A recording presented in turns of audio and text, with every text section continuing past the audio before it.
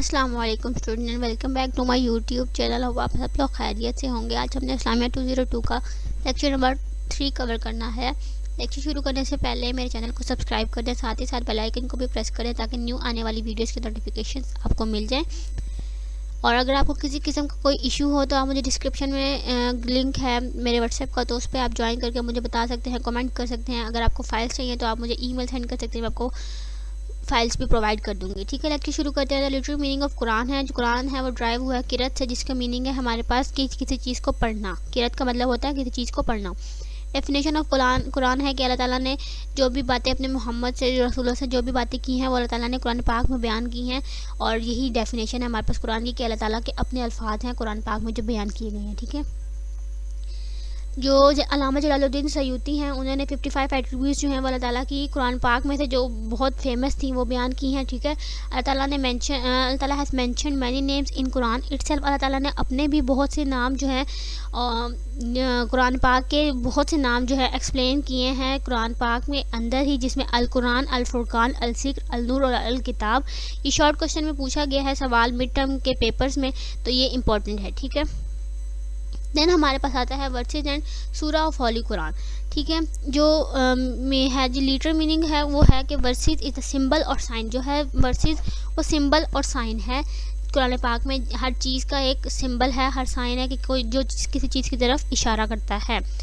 ٹھیک ہے، the number of versus ان ہولی قرآن. جو قرآن میں کتنے ورسز ہیں؟ 6236 ورسز ہیں. ٹھیک ہے، سورہ of holy Quran a collection of more than 2 verses is called سورہ.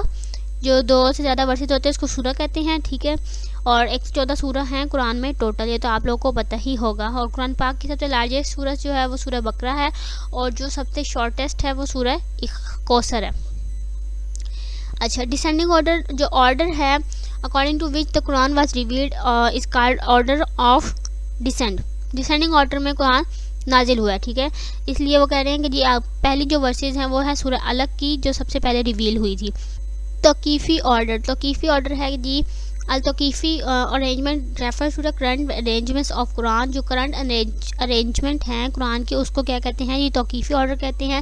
دین ہے جی فضائل قرآن. قرآن کو پڑھنا جو ہے وہ ایک بلیسنگ اور نوبل ایکٹ ہے. ٹھیک ہے، اور کیا کہتے ہیں ہمیں یہ اچھے کام کرنے کی تلقین دیتا ہے. ہمیں اللہ تعالیٰ نے جتنی باتیں بتائی ہیں حضرت صلی اللہ علیہ وسلم کی ساری سینگس جو ہیں وہ قرآن پاک میں موجود ہیں.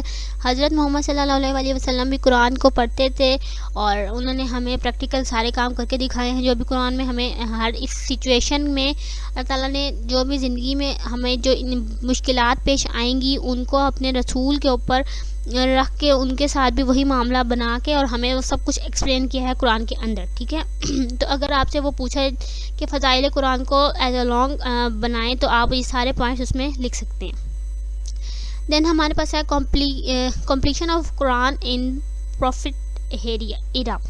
The Holy Quran was revealed to the Prophet over a period of about 23 years. 23 years کے پیریڈ میں وہ قرآن جو ہے ریویل ہوا تھا حضرت محمد صلی اللہ علیہ وسلم پہ، اور ان کے لحاظ سے جو قرآن کی امپورٹنٹ اور گریٹنس ہے وہ بہت زیادہ ہے. ٹھیک ہے، دین ہمارے پاس آتا ہے compilation of holy Quran in era of حضرت ابو بکر صدیق. ہر کسی دور میں قرآن پاک کی کمپائلیشن ہوئی تھی.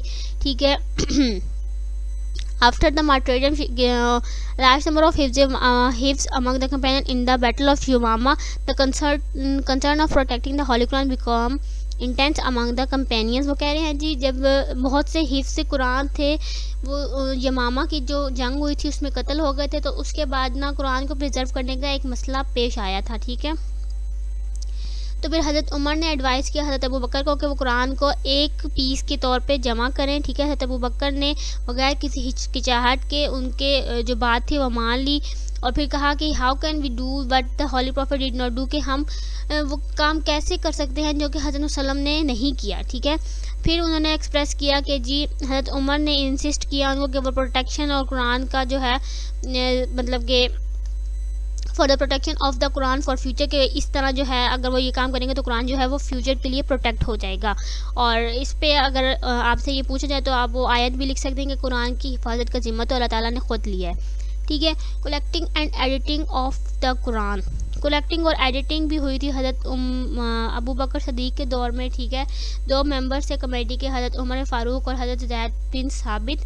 ٹھیک ہے. انہوں نے کمپائلیشن اور ایڈیٹنگ کی تھی. تو یہ جو 2 نام ہیں یہ ایز اے شارٹ بھی ہو سکتا ہے یا یہ کوئز میں بھی پوچھے جا سکتے ہیں اور MCQ کے حوالے سے بھی امپورٹنٹ ہے. دین ہمارے پاس تھا جی compilation of holy Quran in caliphate of Usman. حضرت عثمان غنی. حضرت عثمان غنی کے دور میں کیا ہوا تھا جی؟ حضرت حذیفہ بن یمن came to حضرت عثمان and reported that the people who became Muslim in the remote area are different in the recitation.